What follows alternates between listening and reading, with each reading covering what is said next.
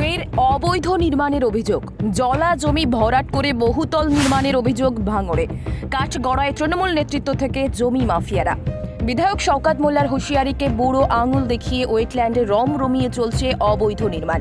পূর্ব কলকাতার জলাভূমি ভরাট করে অবৈধভাবে রাতারাতি বেআইনি নির্মাণ করা নিয়ে সরব হয়েছিলেন বিধায়ক তথা বিধানসভার স্ট্যান্ডিং কমিটির চেয়ারম্যান শওকত মোল্লা।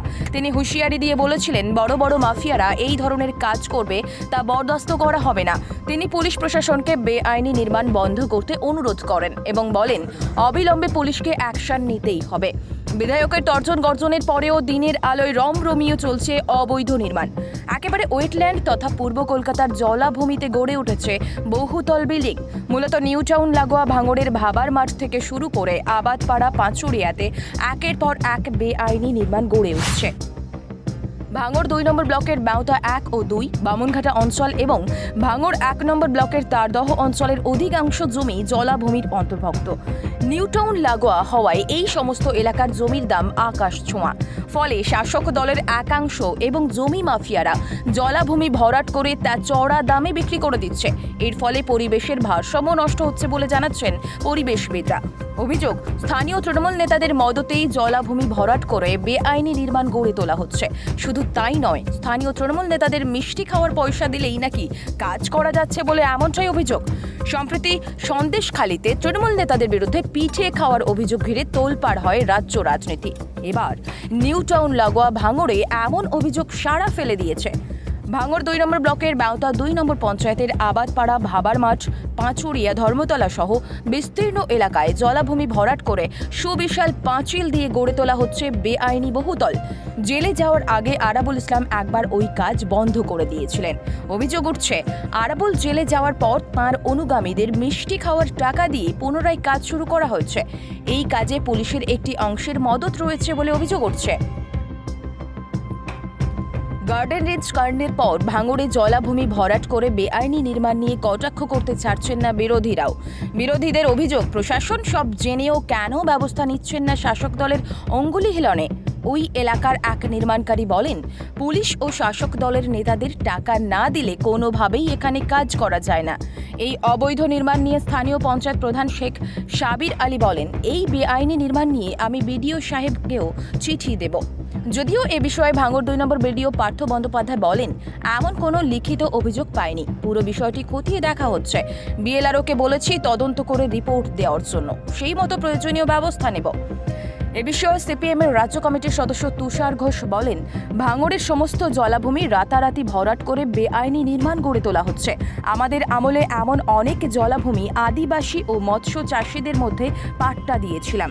এখন সেই সব জমিও জবরদখল করে বিক্রি করে দেওয়া হচ্ছে। এটা অত্যন্ত দুর্ভাগ্যজনক। প্রশাসনকে অনুরোধ করব প্রয়োজনীয় ব্যবস্থা নেওয়ার জন্য।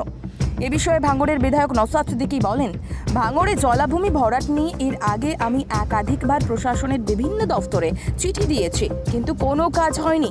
বিষয়টি নিয়ে আমি আবারও প্রশাসনের সর্বস্তরে জানাবো।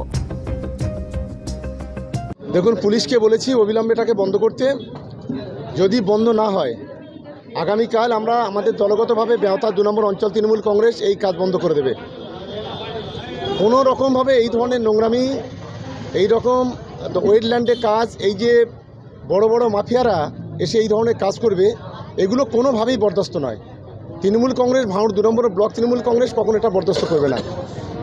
আমি এখনই আইসি পোলেরহাটের সঙ্গে কথা বললাম, আমি ডিসির সঙ্গে এখনই কথা বলবো। আমাদের হায়ার অথরিটি যারা আছে নিশ্চিতভাবে জানাবো।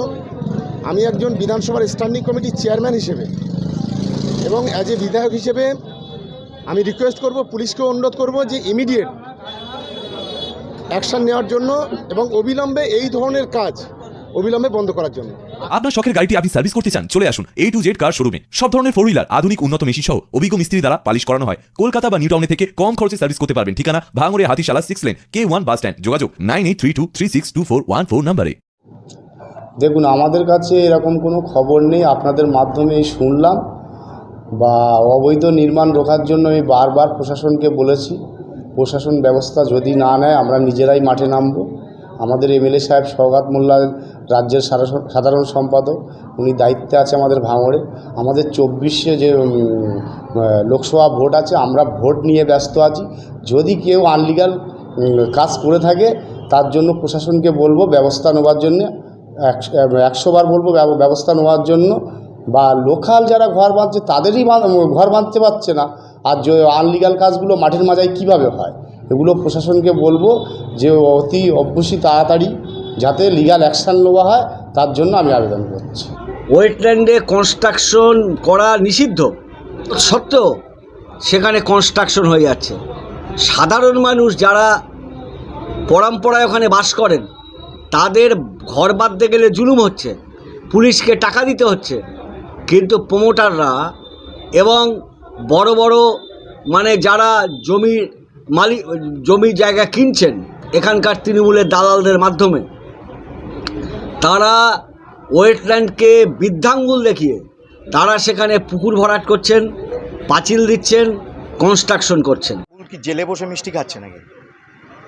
কথাটা হচ্ছে যে এই ওয়েটল্যান্ড বোঝাই করা এবং ওয়েটল্যান্ডকে দখল করে, এটা কিছু নতুন নয়। তৃণমূল কংগ্রেস অনেক দিন থেকে করছে, মানে যেখানে ওরা জমি দখল করে সন্দেশখালিতে মাছের ভেড়ি বানিয়ে নিজেদের বিজনেস করছে, এখানে ওয়েটল্যান্ড বুঝিয়ে জমিগুলো অবৈধভাবে আবন্টন করছে নিজেদের মধ্যে, এটা কিছু নতুন নয়।